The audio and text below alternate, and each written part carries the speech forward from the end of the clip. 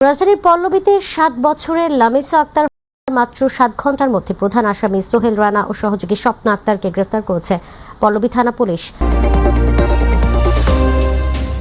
দর্শক, গতকাল ১৯ মে মঙ্গলবার সকালে রাজধানীর মিরপুরের পল্লবীতে ঘটে যায় এক নারকীয় ঘটনা।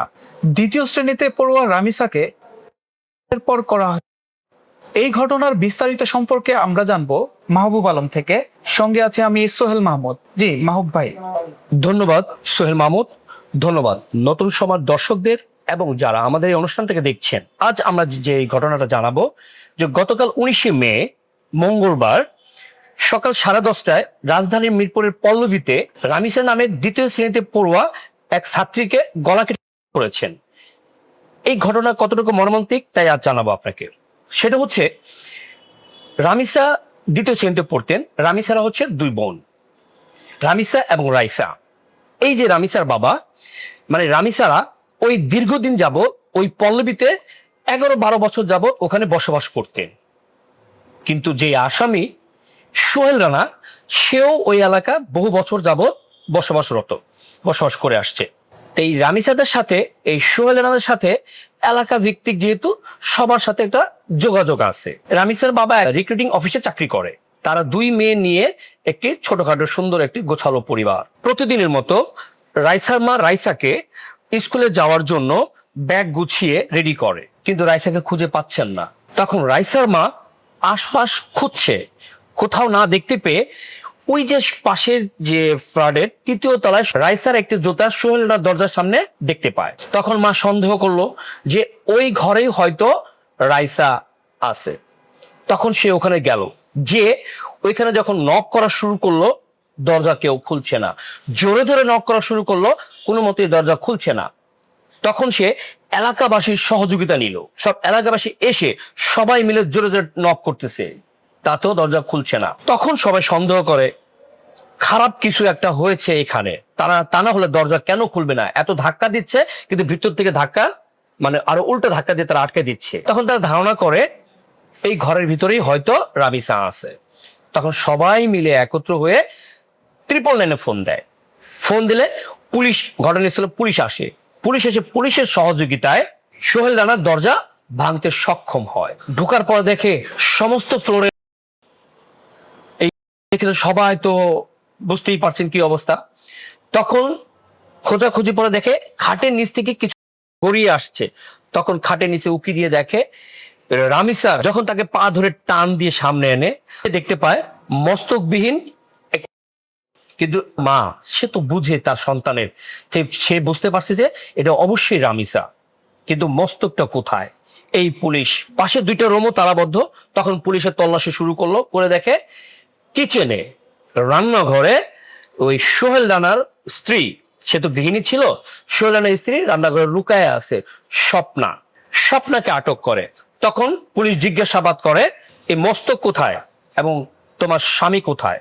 পরে পুলিশের জিজ্ঞাসাবাদে ভয়ে তখন বলে যে মস্তক বাথরুমের এক বালতির মধ্যে রেখেছে। আর গ্রিল কেটে তার স্বামী সোহেল রানা পালিয়ে যায়। সে অবস্থায় পল্লবী থানার পুলিশ শ্রোতাল করে এবং সিআইডির ফরেনসিক টিমকে খবর দেয়। তৎক্ষণাৎ সিআইডির ফরেনসিক টিম এসে ঘটনার সমস্ত আলামত সংগ্রহ করে এবং পরবর্তীতে ময়নাতদন্তের জন্য সোহরাওয়ার্দী মেডিকেল কলেজ হাসপাতালে পাঠানো হয় এবং আটককৃত স্বপ্নাকে গ্রেফতার করে থানায় নিয়ে আসেন। স্বপ্নাকে অধিক জিজ্ঞাসাবাদের পরে জানা যায় তার স্বামী রাইসাকে তাকে টুকরো টুকরো করতে চেয়েছিল এবং তাকেও বাধ্য করেছিল কাজের সহযোগিতা করতে। তখন রাইসার মাথা আলাদা করা হয়। তারপরে তার হাত যখন খণ্ড বিখণ্ড করতে যাবে, ঠিক সেই সময় দরজা নকের শব্দ পায়। তখনই সোহেল রানা ভয় পেয়ে যায়। ভয় পেয়েই সে গ্রিল কেটে পালিয়ে যায়। স্বপ্নার জবানবন্দির উপর ভিত্তি করে পুলিশের একাধিক টিম, এই যে অপরাধী সোহেল রানা, তাকে ধরার জন্য পুলিশের একাধিক টিম জোর তৎপরতা চালায়। অবশেষে তথ্য প্রযুক্তির সহযোগিতায় গতকালই সন্ধ্যার পর নারায়ণগঞ্জের ফতুল্লা থেকে তাকে গ্রেফতার করতে সক্ষম হয় পুলিশ। এই বিষয়ে ডিএমপির মিরপুর বিভাগের উপকমিশনার মোস্তাক আহমেদের সাথে আমার কথা হয়।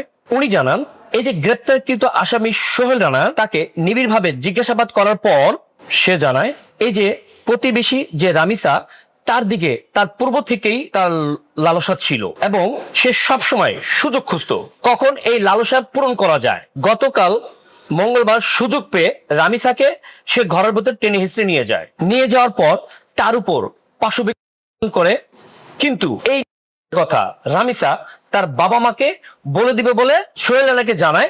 রামিসার এই কথা শুনে সোহেল রানা ভয় পেয়ে যায়। ভয় পাওয়ার পরে তখন ঘরে থাকা যে ছুরি থাকে, এই ছুরি দিয়েই রামিসার গলা করে এবং এই ঘটনায় তার স্ত্রীও তাকে সহযোগিতা করে। পরবর্তীতে এই গুম করার জন্য টুকরো টুকরো করতে চাচ্ছিলেন তারা স্বামী স্ত্রী মিলেই। এক পর্যায়ে যখন বাইরে থেকে যখন শব্দ আসে, নক করার শব্দ আসে, ধাক্কাধাক্কির শব্দ আসে, তখন সে ভয় পেয়ে যায়। তখন সে রান্নাঘরের গ্রিল কেটে পালিয়ে যায়। আমরা পুলিশের কাছ থেকে আরো জানতে পারি এই যে সোহেল রানা, সে আগে থেকেই পেশাদার অপরাধী। তার বিরুদ্ধে থানায় একাধিক মামলাও রয়েছে। ইতিমধ্যে পুলিশ এই ব্যবহৃত ছুরি উদ্ধার করতে সক্ষম হয়েছে এবং এই ঘটনায় এই সোহেল রানার সাথে অন্য কেউ সম্পৃক্ত আছে কিনা তা খতিয়ে দেখা হচ্ছে। তবে এর আপডেট সম্বন্ধে পরবর্তীতে পুলিশ আমাদেরকে আরো জানাবে। ধন্যবাদ মাহবুব আলম, ধন্যবাদ দর্শক এতক্ষণ সময় আমাদের সঙ্গে থাকার জন্য।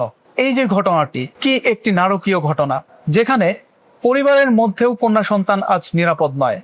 মিরপুরের পল্লবীর এই ঘটনাটি সম্প্রতি সারা দেশে একটি আলোচিত ঘটনা এবং আপনারা জানেন ইদানিং এই যে সারা দেশে যে হারে চলছে, সে হারে প্রতিটি অভিভাবক আজ শঙ্কিত তার কন্যা সন্তানকে নিয়ে। গতকালকে পল্লবীর এই যে ঘটনাটি, এর 24 ঘন্টার মধ্যেই পুলিশ কিন্তু সক্রিয়ভাবে কাজ করেছে এবং অভিযুক্ত অপরাধীকে গ্রেপ্তার করেছে।